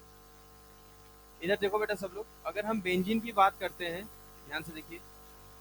ये है बेंजीन, और बेंजीन में हमें पता है कि कॉन्जुगेशन है, और कॉन्जुगेशन है तो इसका मतलब ये हुआ कि पैरेलल पी ऑर्बिटल्स हैं। अब पैरेलल पी ऑर्बिटल्स होने के कारण ये सारे एक दूसरे से ओवरलैप कर रखे हैं बेटा। यहाँ पर ये ओवरलैपिंग हो चुकी है यहाँ पे। और ओवरलैपिंग होने से इलेक्ट्रॉन जो है लोकलाइज नहीं है। इलेक्ट्रॉन कैसा है बताइए? डी लोकलाइज, ठीक है। और यहाँ पर ये एरोमेटिक कंपाउंड है। मतलब अगर कार्बन इस तरीके से है तो कार्बन के ऊपर भी एक पाई इलेक्ट्रॉन का क्लाउड है। देखो घुमा नहीं रहा हूँ मैं पाई इलेक्ट्रॉन को, मैं बता रहा हूँ कि इलेक्ट्रॉन क्लाउड है। समझ में आया बेटा? और इसके नीचे भी क्या है? इलेक्ट्रॉन का क्लाउड है। समझ में आई बात? ये कहीं किसी कार्बन पे स्पेसिफिक ज्यादा नहीं है, हर जगह इलेक्ट्रॉन डेंसिटी सेम है। अब ये पाई इलेक्ट्रॉन्स जो होते हैं एल्कीन के कंपैरिजन में ज्यादा स्टेबल होते हैं, बिकॉज ऑफ कॉन्जुगेशन, रेजोनेंस या एरोमेटिसिटी, तो कुछ भी कह लीजिए। ये पाई इलेक्ट्रॉन्स काफी ज्यादा स्ट्रॉन्ग है और कार्बन से काफी ज्यादा जुड़े हुए हैं। ये आसानी से टूटने वाले नहीं है। तो बताइए, अगर मुझे इस पाई बॉन्ड को तोड़ना है और एल्कीन के पाई बॉन्ड को तोड़ना है, तो मुझे एक्टिवेशन एनर्जी ज्यादा कहाँ लगेगी? एल्कीन में ज्यादा लगेगी पाई बॉन्ड तोड़ने में एनर्जी लगेगी ज्यादा, या बेंजीन में तोड़ने में? क्योंकि ये ज्यादा स्टेबल है। क्या समझ में आई बात? बिकॉज ऑफ दिस रीजन ये एडिशन रिएक्शन नहीं देते। कौन सी रिएक्शन? क्योंकि कोई भी नहीं चाहेगा कि हम एरोमेटिक है और तोड़ने के बाद नॉन एरोमेटिक में कन्वर्ट हो जाए। ऐसा नहीं कि कभी दे ही नहीं सकते, देंगे एडिशन रिएक्शन, लेकिन वो थोड़े उसके लिए टेम्परेचर और भी ज्यादा चाहिए। क्या यहाँ तक समझ में आया जो मैंने बोला? अब जरा देखिए कि बेंजीन में जो हाइड्रोजन जुड़े हैं, वो हाइड्रोजन मुझे बताइए किससे जुड़े हैं? sp2 कार्बन से या sp3 कार्बन से? कार्बन sp2 से हाइड्रोजन जुड़े हैं, तो जनरली जो ये हाइड्रोजन होते हैं वो स्ट्रॉन्ग बॉन्डेड होते हैं। जबकि एल्केन में जो हाइड्रोजन जुड़े थे वो किससे जुड़े थे? sp3 से। वहां से हाइड्रोजन टूट सकते हैं, बट यहाँ से हाइड्रोजन आसानी से तो टूटने वाले नहीं। पहले बताओ यहाँ तक समझ में आया जो मैंने बोला? तो बताइए, अगर मैं आपसे ये पूछूं कि benzene addition reaction in general क्यों नहीं देना चाहता, तो क्या इसका एक्सप्लेनेशन दे सकते हैं आप? बताइए क्या? Benzene is a aromatic compounds and aromatic compounds generally do not show addition reaction, क्योंकि वो अगर एडिशन दे देगा तो एरोमेटिक से किस में चला जाएगा? नॉन एरोमेटिक में, क्योंकि उसका साइक्लिक रेजोनेंस क्या हो जाएगा? खत्म। क्या समझ में आई बात ये? चलिए दूसरी बात करते हैं। क्या एल्कीन है तो फ्री रेडिकल एडिशन दे सकता? फिर से मैं एडिशन की बात कर रहा हूं, बताइए एडिशन दे सकता है कि नहीं? कभी दे सकता है, लेकिन उसके लिए टेम्परेचर थोड़ा ज्यादा चाहिए। क्या समझ में आ गई बात? चलिए, तो ये बेंजीन के बाद क्या इसका ऑक्सीडेशन हो सकता है? पहले बताइए व्हाट इज ऑक्सीडेशन।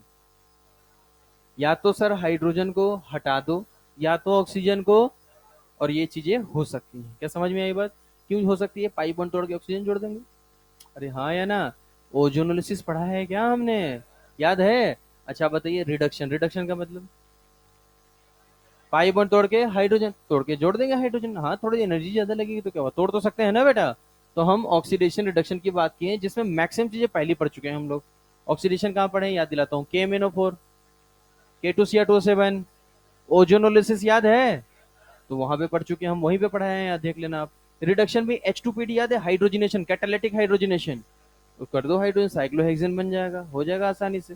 ये दोनों तो कब का खत्म कर चुके हैं। ये क्या लिखा है, ESR का इंटरमीडिएट क्या बनता है, पढ़ाया है नहीं पढ़ाया है, पढ़ाया तो नहीं है लेकिन बताया है। कौन कौन सी रिएक्शन में इंटरमीडिएट कार्बोकैटायन बनता है, इंटरमीडिएट कार्बोकैटायन किस किस रिएक्शन में बनता है। EAR पढ़ लिया, ESR पढ़ने वाले हैं, और कहा बनेगा आगे, SN1E1, चार याद है, पांचवा भूल जाना है अपने को, अमाइन की रिएक्शन नाइट्रस एसिड के साथ, ये तो भूल जाना है। क्या समझ में आई बात। यही पांच रिएक्शन है जहां पर कार्बोकैटायन एज ए इंटरमीडिएट बनता है। मैंने आपको EAR सिखाया है, लेकिन आपको दिमाग में होना चाहिए कि और भी रिएक्शंस हैं, जैसे इसमें ESR, ESR का मतलब है इलेक्ट्रोफिलिक सब्सटीट्यूशन रिएक्शन। अच्छा बताइए, बेंजीन सब्सटीट्यूशन क्यों देना चाह रहा, समझ में आ रहा है, सोचिए, क्योंकि सब्सटीट्यूशन देने से क्या उसकी एरोमेटिसिटी डिस्टर्ब होगी या नहीं होगी। अच्छा, बेंजीन में सब्सटीट्यूट करने वाला कौन है, हाइड्रोजन को हटा के किसी को लगा देंगे तो क्या बेंजीन का एरोमेटिसिटी पे कोई फर्क पड़ने वाला है। इसलिए ये जनरली कौन सी रिएक्शन देता है, सब्सटीट्यूशन। पहले बताओ समझ में आया है ये, अरे हाँ या ना। यहाँ पर क्या लिखा, पढ़ो एक बार, यहाँ पे पूरा नाम बोलिए। इसमें क्या CH बॉन्ड को तोड़ के रेडिकल बनाते हैं, तो बताइए बेंजीन का CH बॉन्ड तोड़ के तुम रेडिकल नहीं बना सकते बेटा, क्योंकि अगर तोड़ोगे तो डबल बॉन्ड पे रेडिकल बनेगा, डबल बॉन्ड पे रेडिकल स्टेबल या अनस्टेबल। तो बताइए कौन सा हाइड्रोजन होना चाहिए, किसी को याद है बेंजालिक हाइड्रोजन, नहीं याद है, याद है क्या, ये वाला हाइड्रोजन कौन सा है, और ये FR दे सकता है, मतलब बेंजीन देगा FR या एल्काइल बेंजीन देगा, और वैसा एल्काइल बेंजीन जिसके पास बेंजालिक हाइड्रोजन हो। और ये हमने ऑलरेडी पढ़ रखा है, नाम सुने हो क्या इसका, कौन है ये, एन ब्रोमो सक्सेनामाइड। क्या H हटा के Br लगा देगा, अगर मैं NCS ले लू तो H हटा के Cl लगा देगा, हाँ या ना। अगर Br टू हाई टेम्परेचर या H ले लू तो भी H हटा के Br लगा देगा बेटा। ये क्या लिखा है, FR रिएजेंट पढ़े हो, कौन सा, एल्कीन के साथ FR पढ़े हो, HBr के साथ पायरोक्साइड, HBr के साथ, लेकिन उसमें इलेक्ट्रोफाइल Br रेडिकल होता था बेटा, ये भी FR देगा। फिर वही बात, AR का मतलब दिक्कत करेगा, बोलेगा ऐसे कैसे देंगे रिलेशन। क्या समझ में आई बात, टेम्परेचर, सनलाइट, यही सब लेना पड़ेगा अपने को। क्या क्लियर है। तो मिला जुला के इसमें कौन सा रिएक्शन है जिसपे फोकस करना है, और इससे बहुत सारे क्वेश्चन आते हैं। अब मैं बता रहा हूँ इस रिएक्शन को पढ़ते पढ़ते और भी क्या पढ़ने वाले हम लोग। बेंजीन जहां जहां आएगा वहां वहां पढ़ने वाले हैं। क्लास 12 का पहले चैप्टर का नाम बताओ, हेलो एल्केन्स, हेलोअरिन्स। हेलोअरिन्स पता है क्या होता है, हेलो मतलब, हाँ मुझे लगा ऐसे बोलने वाले, हेलो मतलब हेलोजन, समझ में आया, और एरिन्स का मतलब बेंजीन, अराइल हलाइड, याद आया क्या बेटा, बेंजीन है ना उसमें। ये सर उसका भी यहीं पे पढ़ेंगे अपन, दूसरा चैप्टर का नाम लो, याद है, कौन है, एल्कोहल साइडेटाओ, फिनॉल है, फिनॉल में बेंजीन है, यही रिएक्शन पढ़ेंगे अपन। अगला तो है फिनॉल के बाद ईथर, ईथर में बेंजीन के ऊपर ईथर लगा दोगे तो भी उसका प्लस एम लगता है ना बेटा, वही पढ़ना है। आगे बोलो, एल्डिहाइड कीटोन कार्बोक्सिल, बेंजीन के ऊपर एल्डिहाइड कीटोन और कार्बोक्सिलिक एसिड लगा तो बेंजोइक एसिड, क्या बेंजीन वाले रिएक्शन आ जाएंगे बेटा। आगे बोलो, अमाइंस, अमाइंस में दो होते हैं, एलिफेटिक और एरोमेटिक। एरोमेटिक कब होगा, जब बेंजीन से जुड़ जाएगा, जिसे हम एनिलीन बोलते हैं, क्या बोलते हैं, उसके रिएक्शन सब यहीं पे, मतलब क्लास 12 का आधा यहीं पे आ जाएगा। क्या समझ में आई बात है, तो कितना इंपॉर्टेंट है, इसका महत्व आपको समझ में आना चाहिए। समझ में आई बात ये, चलिए तो आगे हम जल्दी स्टार्ट करते हैं। हेडिंग नोट करेंगे, इलेक्ट्रोफिलिक सब्स्टिट्यूशन रिएक्शन।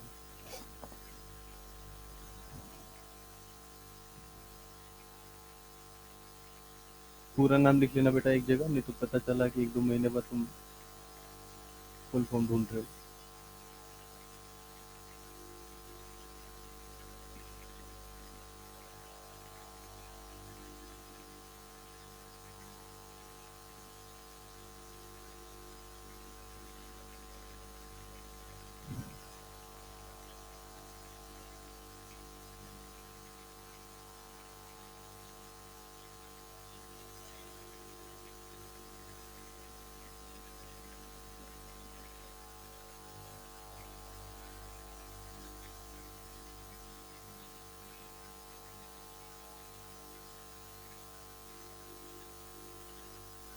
पीछे बातचीत नहीं भाई।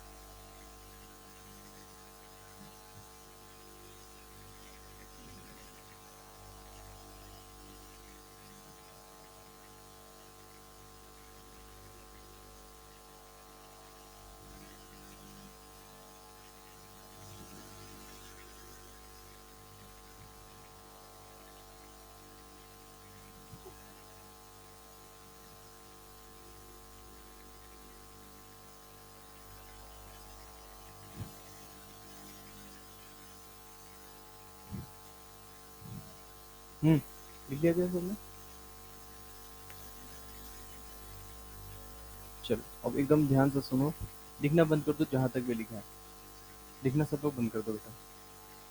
चलिए बताइए, मुझे बताइए, polar pi bond can act as electrophiles. ये स्टेटमेंट सही है या गलत है? पोलर पाई बॉन्ड समझ में आता है? पाई बॉन्ड तोड़ सकते हैं ना बेटा। मोरियन वाला अपने पास रख लेगा तो पॉजिटिव आ जाएगा, याद है आप लोगों को? और नॉन पोलर पाई बॉन्ड्स क्या होते हैं? न्यूक्लियोफाइल। जैसे एल्कीन्स, एल्कीन्स में कार्बन कार्बन पाई बॉन्ड है, हाँ या ना? एल्काइंस में भी वही है। बेंजीन में भी क्या वही है? अरे हाँ या ना? पाई इलेक्ट्रॉन का क्लाउड है तो ये न्यूक्लियोफाइल्स बन सकते हैं, लेकिन वीक न्यूक्लियोफाइल होंगे या स्ट्रॉन्ग न्यूक्लियोफाइल? वीक, क्योंकि आसानी से देने वाले नहीं। देखिए, हम पहले ओवरऑल रिएक्शन में देखते हैं। जैसे अगर मैं आपसे पूछूं, बेटा EAR में होता क्या है, तो आप बोलेंगे सर ओवरऑल रिएक्शन में ना पाई बॉन्ड टूट जाता था और दो सिग्मा जुड़ जाते थे, एक इलेक्ट्रोफाइल और दूसरा न्यूक्लियोफाइल। यही होता था ना बेटा? फ्री रेडिकल एडिशन में से क्या होता था सर? एडिशन है तो पाई बॉन्ड उसमें भी टूटता था, दो सिग्मा जुड़ता था, हाँ या ना बेटा? अब इस रिएक्शन का नाम क्या है? Electrophilic substitution reaction. अगर मैं ये बोलता हूँ कि इलेक्ट्रोफिलिक सब्स्टिट्यूशन रिएक्शन, तो इसका मतलब ये हुआ कि एक इलेक्ट्रोफाइल आएगा और दूसरा इलेक्ट्रोफाइल जाएगा, बस इतनी सी बात है। सब्स्टिट्यूशन का मतलब क्या होता है? रिप्लेस कर दो ना। अरे हाँ या ना? और किसका सब्स्टिट्यूशन हो रहा है? बोले बोलिए। इलेक्ट्रोफाइल, तो एक इलेक्ट्रोफाइल आएगा और दूसरा इलेक्ट्रोफाइल जाएगा। हमेशा हम कोई भी रिएजेंट लेंगे बेटा, उस रिएजेंट में दो पार्ट हमेशा छुपे होते हैं, शायद आपको अब तक समझ में आ गया होगा। अब उस पार्ट में मैंने ई को क्या मान लिया है? इलेक्ट्रोफाइल। और एनयू को क्या मान लिया है? न्यूक्लियोफाइल।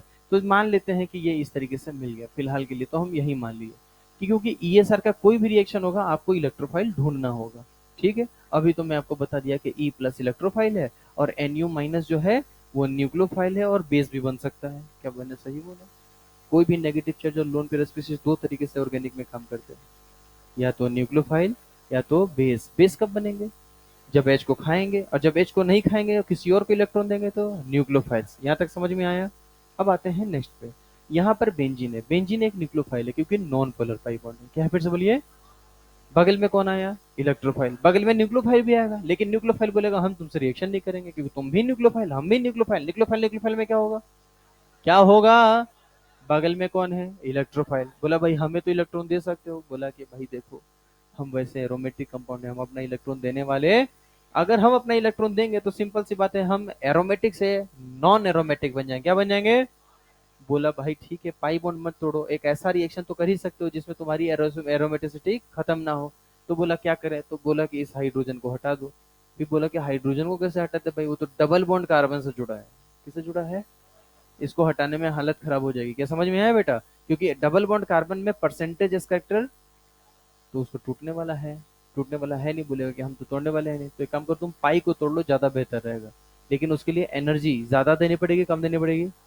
तो जरा बताइए, मैंने अगर इस पाई बॉन्ड को इस कार्बन पे लाया तो इस पे कौन सा चार्ज, बोलो? और इस पे जहां नेगेटिव इलेक्ट्रोफाइल वहीं जाएगा। बताइए, क्या आपको ये एक बात समझ में आया जो मैंने यहाँ पे किया? यहाँ पे कौन चला गया होगा बताइए? इलेक्ट्रोफाइल। क्या यहाँ पे एक हाइड्रोजन भी छुपा होगा बेटा? और बगल में क्या बन जाएगा? और बाकी के पाई वैसे रहेंगे। पहले बताओ, ये समझ में आया? नहीं आया? नहीं आया? छोड़ो ये सब, ई ए आर याद करते हो, सबसे आसान था। ई आर का क्या होता है? ई आर का पहले स्टेप में क्या होता है? पाई बॉन्ड टूटता है, इलेक्ट्रोफाइल, कार्बोकेटायन। क्या ये वही रिएक्शन है? अब तक तो वही है ना बेटा? अरे बोलो यार, क्या तुमने जो पहले पढ़ा था वही यहीं पे पढ़ रहे हैं? पाई बॉन्ड टूटता है, टूट के इलेक्ट्रोफाइल जुड़ता है, और कार्बोटाइन, स्टेबल कार्बोटाइन बोला था ना हमने। लेकिन यहाँ पे कहीं भी तोड़ दो कोई फर्क पड़ने वाला, तो यहाँ तक ये बन गया। बट एल्कीन और इसमें एक डिफरेंस है। एल्कीन में जो बनना कार्बोटाइन बना था वो सेचुरेटेड था, और इसमें जो कार्बोटाइन है वो क्या है? सेचुरेटेड ही है। गधों ध्यान से देखो, सेचुरेटेड कार्बन है, हाँ या ना? अरे हाँ या ना? सेचुरेटेड है या अनसेचुरेटेड है? डिफरेंस ये है कि इसका कार्बोकेटाइन रेजोनेंस में है। किसमें है? तो इसका रेजोनेटिंग स्ट्रक्चर बना के देख लेते हैं। तो एक बात जरा ध्यान से देखिएगा, क्या यहाँ पर ये H और यहाँ पर E है, हाँ या ना? मुझे बताओ बेटा, इसमें कार्बोटाइन रेजोनेंस में है कि नहीं है? ध्यान से सुनना, क्या रेजोनेंस में है कि नहीं है? क्या ये साइक्लिक रेजोनेंस में है? साइक्लिक में है कि नहीं है? क्योंकि बीच में कौन आ चुका है? sp3। इसका मतलब पहले ये क्या था? एरोमेटिक, और अब क्या हो चुका है? Non aromatic. क्या सबको समझ में आया बेटा? इसका मतलब ये यहां से यहां जाना, इसके लिए टेम्परेचर ज्यादा लगेगी। चलिए बताइए, ये कार्बोटाइन इसके साथ रेजोनेंस में है, तो क्या ये पॉजिटिव यहां आ जाएगा, पाई यहां आ जाएगा, हाँ या ना? ठीक है, बताइए, क्या ये पाई इसके साथ रेजोनेंस में है? तो ये कुछ इस तरीके से आएगा। अब ये कार्बोटाइन बोल रहा है कि जितना हम उम्मीद किए थे एक्टिवेशन एनर्जी का, उतना भी तो नहीं चाहिए मेरे को। क्यों? क्योंकि मेरा कार्बोटाइन रेजोनेंस से स्टेबलाइज्ड है। क्या समझ में आई बात ये? अरे हाँ या ना? इसी का हाइब्रिड कैसे बनाएंगे बेटा, बताना जरूर। हाइब्रिड याद है आप लोगों को? तीनों को मिला के बनाते हैं, बताइए। क्या यहाँ पर H और E हमेशा रहेगा? ये कौन सा कार्बन है? sp3 है क्या? यहाँ का भी रेजोनेंस होने वाला? एक मिनट, ये पॉजिटिव इसके साथ रेजोनेंस किया, ये यहाँ से यहाँ पे, तो मुझे लगता है कि ऐसे लिख सकते हैं क्या? और बता देंगे कि ये प्लस घूम रहा है इसके साथ। अरे हाँ या ना? क्या बोल सकते हैं कि नहीं? ये प्लस क्या कर रहा है? इसके साथ घूम रहा है। इसी को हम बोलते हैं बेटा अरेनियम आयन। क्या बोलते हैं बेटा? या इसी को हम बोलते हैं सिग्मा कॉम्प्लेक्स,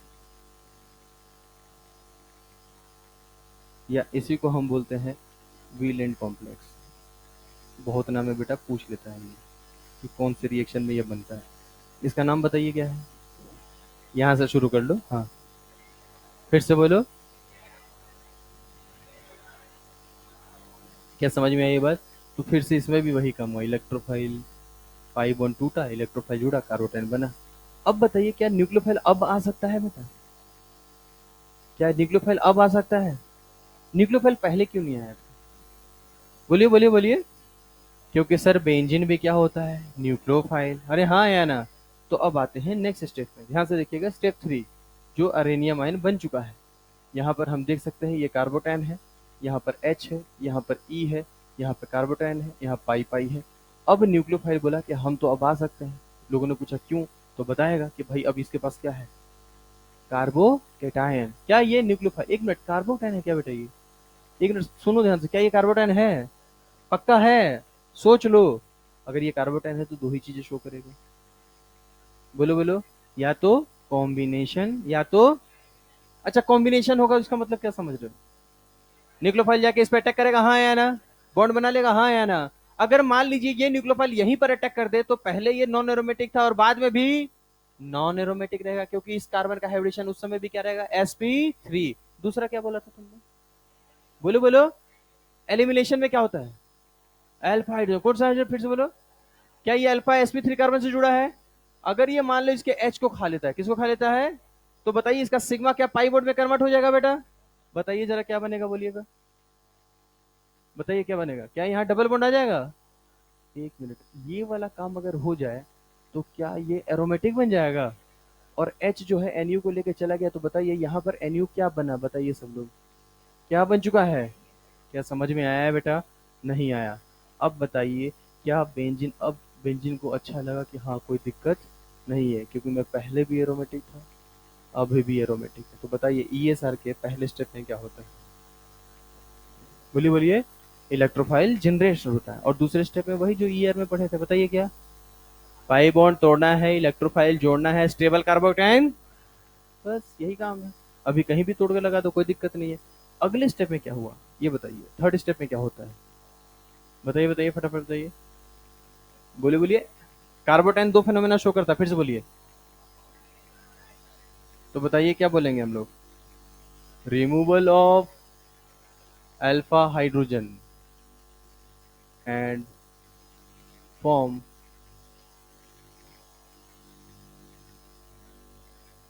कर लो तुम पहले, हाँ, एंड फॉर्म डबल बॉन्ड। पहले बताइए क्या सबको समझ में आ गया? मुझे एक बात बताओ, ESR पूरा रिएक्शन शो करने के लिए बेंजीन के साथ क्या क्या चाहिए? एक इलेक्ट्रोफाइल, क्या इलेक्ट्रोफाइल चाहिए कि नहीं चाहिए? क्या नेगेटिव चार्ज वाला भी चाहिए कि नहीं? नेगेटिव चार्ज वाला कौन सा स्टेप के लिए चाहिए, ताकि वो नॉन एरोमेटिक से कहाँ ले जाए, या लेस स्टेबल से मोर स्टेबल जा रहे हैं? ये स्टेप कौन सा होगा? क्या फास्ट होगा बेटा? और इन तीनों में सबसे स्लोएस्ट स्टेप कौन होगा? ये वाला। तो यही स्लोएस्ट स्टेप को क्या बोल देंगे हम? RDS। RDS का मतलब क्या समझ में आया? मतलब बेंजीन के किसी भी रिएक्शन में ESR की जब बात होगी तो इसी स्टेप को देख के सारी बातें की जाएगी, और किसी भी स्टेप को देख के बातें करने वाले। चलिए अब इसकी देख के बातें करते हैं। जरा मुझे बताइए बेंजीन का काम क्या था? इलेक्ट्रॉन देना या इलेक्ट्रॉन लेना? हाँ, किसको? मान लो कल वो किसी तरीके से बेंजीन में तुमने इलेक्ट्रॉन डेंसिटी बढ़ा दी। इलेक्ट्रॉन डेंसिटी बढ़ाएंगे कैसे? प्लस आई या माइनस आई? प्लस एच या माइनस एच? प्लस एम या माइनस एम? मतलब बेंजीन के ऊपर से अगर plus M plus H plus I group लगे हुए हैं तो इलेक्ट्रॉन डेंसिटी बढ़ेगी या कम होगी? तो डोनेटिंग टेंडेंसी, रिएक्शन आगे बढ़ जाएगा बेटा। अच्छा बात है, इधर इंटरमीडिएट क्या बना है? कार्बो। अगर बनने वाला कार्बोटेन हाईली स्टेबल हो गया तो बताइए क्या रिएक्शन आसानी से ये पूरा कर लेगा? एक बार ये पूरा हो जाए तो फास्ट पूरा होने में टाइम लगने वाला। तो बताइए कार्बोटेन को स्टेबल करने वाला कौन है? प्लस आई या माइनस आई? प्लस एच या माइनस एच? प्लस एम या माइनस एम? सेम ई एयर वाला कॉन्सेप्ट है भाई। इलेक्ट्रॉन डेंसिटी एल्कीन में ज्यादा होती थी, याद आ रहा है क्या? या बेंजीन में ज्यादा कर दो, बनने वाला कार्बोटेन को क्या कर दो? स्टेबल। उसमें भी तो वही करते थे ना बेटा। तुम रिलेट करोगे तो सब आसान लगेगा ये। क्या समझ में आई बात? ये कोई दिक्कत यहाँ पे? अब कौन बचा? क्या RDS में इलेक्ट्रोफाइल भी पार्टिसिपेट कर रहा है? हाँ। तो बताइए अगर इसकी इलेक्ट्रोफिलिसिटी, भिखारीपना बहुत तगड़ा हुआ तो रिएक्शन अच्छे से करेगा कि नहीं करेगा? क्यों करेगा बताओ? क्योंकि खटाक से रिएक्शन बोलेगा मेरे को इलेक्ट्रॉन की बहुत ही ज्यादा कमी है। क्या समझ में आई बात? तो फटाक से रिएक्शन करके आगे भाग जाएगा। लेकिन अगर इलेक्ट्रोफाइल ऐसा रहा है हमको दो चाहिए, दो इलेक्ट्रॉन, कोई दिक्कत नहीं, तो बताओ ये रिएक्शन करना चाहेगा क्या? नहीं। तो रिएक्शन दो बातों पे डिपेंड करिए रिएक्टेंट में। कौन कौन? Benzene as well as electrophile, and product set कौन? कार्बोकेटायन। क्या एल्कीन में भी यही चीज सीखे थे हम लोग? याद कीजिए, फ्लोरिनेशन, क्लोरिनेशन, ब्रोमिनेशन, आयोडीनेशन में एल्कीन सबसे फास्ट क्या देता था? फ्लोरिनेशन। क्या देता था? साइक्लिक फ्लोरोनियम आयन खतरनाक बनता था, याद आया क्या बेटा? उसी तरीके से इसमें भी इलेक्ट्रोफाइल पर रिएक्शन डिपेंड करने वाली है। क्या समझ में आया? अब इस रिएक्शन के कुछ ड्रॉबैक समझते हैं। दिक्कत क्या है समझिएगा। कल को मैंने आपसे पूछा कि बेटा मेरे पास बेंजीन है और बेंजीन के ऊपर लगाना है Cl, तो तुम बोलोगे पगला गए हो क्या आप? बेंजीन में कार्बन के कितने बॉन्ड होते हैं? 4। कैसे लगा लोगे Cl? फिर मैं बोलूंगा इतना भी अनपढ़ मत बनो, हाइड्रोजन हटा के तो लगा सकते हैं ना भाई, हाँ या ना? फिर कौन सी रिएक्शन की याद आएगी? ESR। तो तुम क्या बोलोगे सर अगर Cl लगाना है तो Cl प्लस होना चाहिए। क्या होना चाहिए? एक बार Cl प्लस मिल जाए तो बात बन जाए, अरे हाँ या ना? मैं बोला बेटा मेरे को Br लगाना है, तो क्या बोलोगे? I लगाना है, NO2 लगाना है, बोल लो ना भाई। बोल सकते हो, सही बोल रहे हो। क्या लगाएंगे? NO2 plus. अगर मैं बोलूँ बेटा CH3 लगाना है, CH3 प्लस। समझ में आई बात? अगर SO3 लगाना है, SO3 प्लस। तो हमें जो लगाना है उसका प्लस चाहिए, और मार्केट में कहीं प्लस मिलने वाला, क्या समझ में आया? जैसे मान लो मुझे एच लगाना है, क्या लगाना है? H plus. लेकिन गजब गधे हो तुम, एच तो पहले ही से है, मतलब एच को हटा के तुम एच ही लगाना चाहते हो। अच्छा चलो छोड़ो, अरे मान लेते हैं एक मिनट के लिए एच प्लस ही लगाना है, मार्केट में एच प्लस मिलेगा या नहीं मिलेगा? वो किसी के साथ मिलेगा, जैसे NO2 प्लस नहीं मिलेगा, वो किसी के साथ रहेगा, उसको अलग करना पड़ेगा, फिर NO2 प्लस मिलेगा। क्या समझ में आई बात? तो इलेक्ट्रोफाइल जनरेट कैसे करना है, क्लियर हुआ बेटा? हमें उसके जैसा कोई लेना पड़ेगा, उसके बाद उन दोनों को अलग करके ये काम करना पड़ेगा। जैसे एक बात बताओ, मुझे अगर Cl प्लस लाना है, क्या लाना है? मैं कभी भी HCl से लेके आ पाऊंगा क्या? नहीं। HCl जब भी टूटेगा Cl माइनस लेके जाएगा, मतलब कुछ ऐसा चाहिए जो Cl2 Cl प्लस में चला जाए। याद आया क्या कुछ? ये कौन है? Cl2 इलेक्ट्रोफाइल है या नहीं है? बोलो। तो क्या ये Cl प्लस देता है कि नहीं देता है? देता है, लेकिन किसके साथ? एल्कीन। बेंजीन बोल रहा, हम इसको इलेक्ट्रॉन नहीं देंगे, हम वीक इलेक्ट्रोफाइल है, तो ठीक है, हम इसको किसी कैटलिस्ट के साथ इसको लगा के तोड़ देंगे। तो Cl2 खुद से नहीं टूटेगा, उसको Cl2 को तोड़ने के लिए अपने को चाहिए होगा। जबकि एल्कीन में Cl2 के साथ हम CCl4 लेते थे, याद है तुम लोगों को? टूट जाता था, बोला हाँ रिएक्शन कर लो, एडिशन रिएक्शन में फायदा होगा यहाँ। क्या समझ में आई बात? तो बताइए मेरे को एक बात यहाँ पर ध्यान से, ESR करने के लिए, किसी चीज को भी वहां लगाने के लिए हमें क्या चाहिए? इलेक्ट्रोफाइल्स। क्या चाहिए? मुझे OH लगाना है। अब तुम सोचोगे OH प्लस क्या होता है, तो एकदम सही सोच रहे हो, ये कहीं नहीं मिलेगा तुम्हें, मतलब तुम फिनोल कभी ESR से नहीं बना सकते, ये डिमेरिट है इसकी। मैं बोल रहा हूँ साइनाइड लगाओ, नहीं मिलेगा कभी तुम। कुछ दिक्कतें हैं, जिसका इलेक्ट्रोफिलिक पट नहीं बनता है वो इसको तुम नहीं लगा सकते। क्या समझ में आई बात ये? इसीलिए इन सबको हम जब बनाएंगे तो आगे सैंडमेयर्स रिएक्शन करके कुछ आएगा, वहां से देख लेंगे। क्या समझ में आई बात? तो बताइए ESR में क्या क्या लगा सकते हैं, क्लियर है? जिसका क्या मिल जाए? इलेक्ट्रोफाइल। क्या समझ में आई बात? दिक्कत क्या है वो सुनो। ये रिएक्शन इनिशिएट हुई, ध्यान से देखिएगा, ये रिएक्शन इनिशिएट हुई। अगर मैं T इक्वल टू जीरो पे बात करूँ, केमिकल काइनेटिक्स पढ़े हो ना? T इक्वल टू जीरो का मतलब इनिशियल, उस समय सिर्फ और सिर्फ यही दोनों होंगे, और ये होगा कि नहीं होगा? चलो रिएक्शन मान लो 1 घंटे में कंप्लीट हो रहा था, और 10 मिनट के बाद बातचीत हो रही है। कितने मिनट के बाद? 10 मिनट के बाद क्या क्या रहेगा? ये और ये तीनों रहेंगे, हाँ या ना? क्या तीनों रहेंगे? अच्छा मान लो ये जो जुड़ा है, इसका कुछ ना कुछ तो नेचर होगा बेटा, या तो प्लस एम, या तो माइनस एम, या तो प्लस एच, या तो माइनस एच, या तो प्लस आई, या तो माइनस है। अरे कुछ भी हो सकता है ना भाई। मान लो यहाँ पे CH3 आके लग गया, क्या लग गया? क्या लग गया? CH3। बताइए कैसा ग्रुप है, प्लस एम या माइनस एम, या प्लस एच या minus H? Plus H benzene में इलेक्ट्रोनिसिटी बढ़ाएगा या कम करेगा? 10 मिनट के बाद ये भी है, ये भी है, ये भी है, तो ये जो इलेक्ट्रोफाइल है वो बेंजीन के पास जाना पसंद करेगा या इसके पास जाना पसंद करेगा? इलेक्ट्रॉन डेंसिटी कौन से रिंग में है, इधर ज्यादा है कि उधर ज्यादा है? हैं? तो बताओ, इलेक्ट्रोफाइल उसको भूल के इसी से रिएक्शन करने लगेगा ना? ऐसे क्वेश्चन में दिक्कत है। मतलब तुम प्रोडक्ट बनाए और प्रोडक्ट ऐसा बना लिए कि उसमें इलेक्ट्रॉन की डेंसिटी इधर वाले से ज्यादा है, तो इलेक्ट्रोफाइल इधर रिएक्शन ना करके, वैसे केस में दिक्कत हो जाती है थोड़ी सी। वही सब चीजें अपनी को पढ़नी है। एक लास्ट क्वेश्चन, मान लीजिए मैंने बेंजीन के कार्बन के जो हाइड्रोजन है उसको हटा दिया, और उसकी जगह मैंने डी लगा दिया। डी सुना है आप लोगों ने? क्या होता है? आइसोटोप पढ़ा है आप लोगों ने? मुझे बताइए, CH बॉन्ड का टूटना रिएक्शन का स्लो स्टेप है या फास्ट स्टेप? बोलिए बेटा। अगर ये फास्ट है तो मैं CD लगाऊं CT लगाऊं, कोई फर्क पड़ने वाला?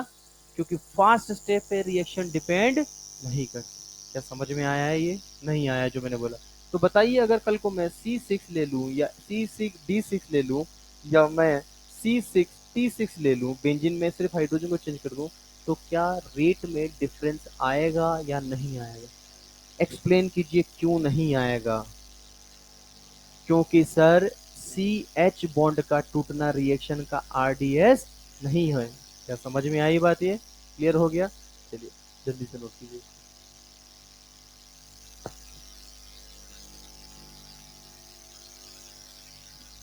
अच्छा, एक एक लास्ट लास्ट लास्ट लास्ट इधर सुनिए। अगर मान लो तुम्हें इलेक्ट्रोफाइल मिल जाए, तो क्या तीनों स्टेप करोगे या एच हटा के इलेक्ट्रोफाइल लगा दोगे? एच हटा के सबसे सस्ता रिएक्शन है। अगर तुम्हें क्या मिल जाए, फिर से बोलो। और नेगेटिव चार्ज भी तो चाहिए। एक मिनट, नेगेटिव चार्ज क्यों चाहिए? नेगेटिव चार्ज स्पीशीज क्यों चाहिए? ईएसआर करने के लिए नेगेटिव चार्ज स्पीशीज क्यों चाहिए? हाँ, ताकि स्टेप थर्ड हो सके। स्टेप थर्ड क्या हो रहा था? नॉन एरोमेटिक से एरोमेटिक। समझ में आया? चलो लिखो।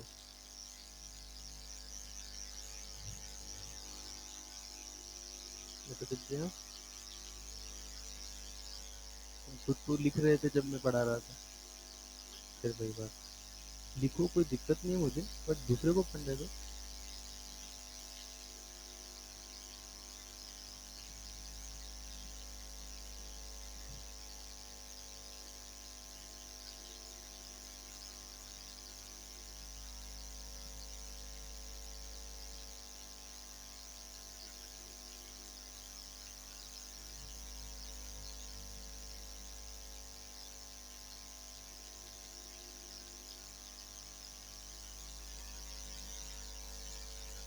हाँ, लिख दिया क्या सबने? आराम से धीरे धीरे लिखेंगे, किसी प्रकार की कोई जल्दीबाजी।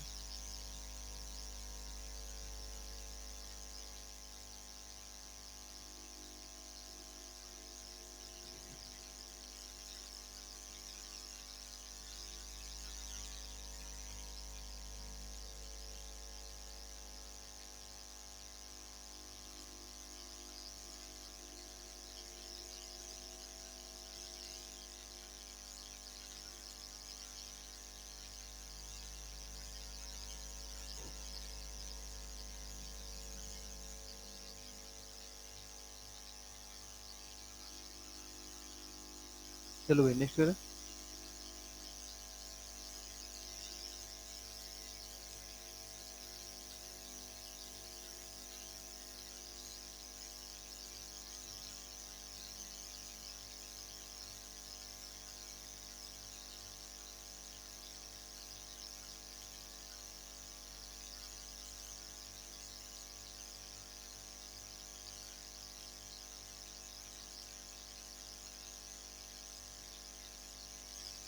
हाँ भाई, हटाओ इसको। चलिए नेक्स्ट लिखेंगे, ये वाला पार्ट।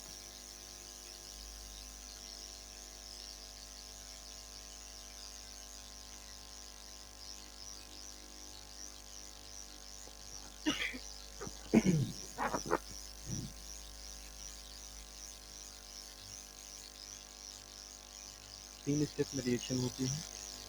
इलेक्ट्रोफाइल मिल जाना, दूसरा पाई बॉन्ड तोड़ना, इलेक्ट्रोफाइल जोड़ना, कार्बोटाइन बनाना, तीसरा हाइड्रोजन का उठा के दोबारा बेंजीन बना देना।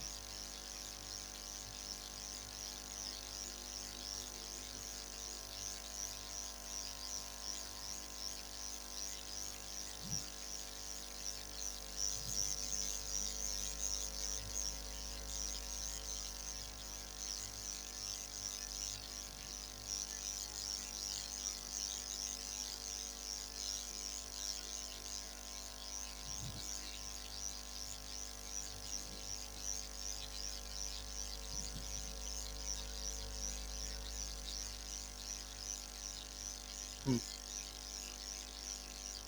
तभी तो जाके एच को हटाएगा। एच को हटा रहा तो बेस कंसीडर कर सकते हैं।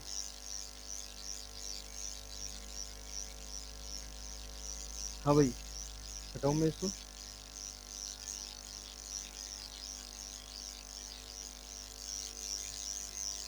कल सब लोग मॉड्यूल लेकर जरूर आएंगे, और जिनके पास एग्जाम्पल है वो भी लेके आ जाएंगे। ठीक है। नया पुराना दोनों खरीद रखना है। कौन सा है? कौन सा है? खरीदने में तो मजा आता है। आता है, अच्छा से बताओ, आता है कि नहीं? मैं भी जब आईटी की तैयारी करता था तो मैथ्स की कुछ किताबें खरीदी, केसीसी ने हमारे टाइम पे चलती थी, वो दो चार खरीद के रख लेता था, बनाता भी था स्टार्टिंग में, फिर उसके बाद ही बनाता था मैं। तुम लोग नहीं करते हो काम? बुक्स खरीद के साइड में कोने में रख देते हो, कोई आए तो देखे तो लगे कि हाँ, पढ़ने वाला लड़का तो है कम से कम। चलिए, फर्स्ट पॉइंट लिखेंगे, carbocation formed as intermediate, carbocation formed as intermediate, carbocation formed as intermediate, formed as intermediate, arenium ion वाला याद रखना बेटा, उसको हाईलाइट कर देना, ठीक है, carbocation formed as intermediate। Next point लिखेंगे, in case of chlorination, bromination and nitration, in case of chlorination, bromination and iodination, ठीक ना, chlorination, bromination and nitration, chlorination, bromination and nitration, no isotop, no isotopic effect observed, no isotopic effect observed, no isotopic effect observed।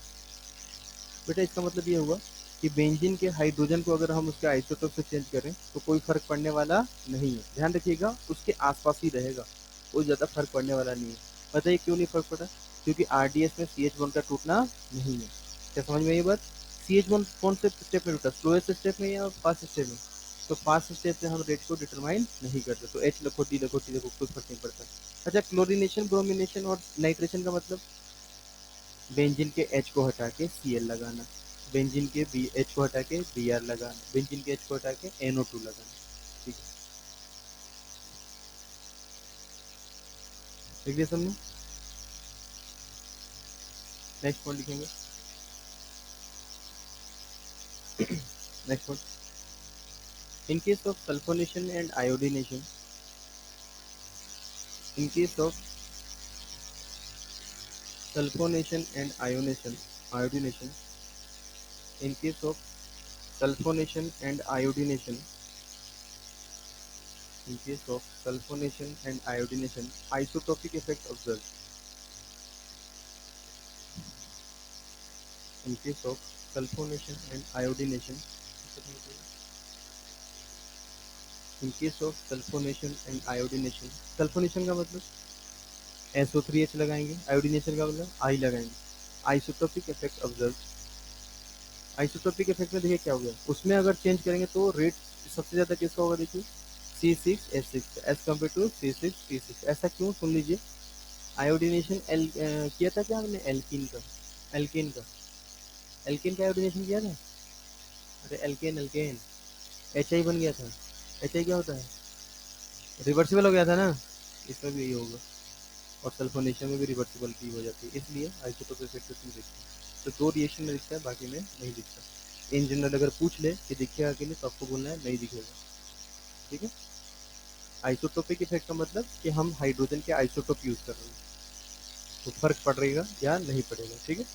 हाँ भाई, एक बार बताओ, rate of ESR किस पे depend करेगी, electron density in benzene ring, more the electron density more the rate of ESR to, समझ में आ गया। एक और बात, कल आप लोग +M+H+I जरूर पढ़ के आइएगा, ठीक है, +M+H+I जरूर पढ़ के आइएगा, तभी आपको कल का लेक्चर समझ में आएगा, ठीक है। कल ESR का एक दो रिएक्शन हो जाएगा।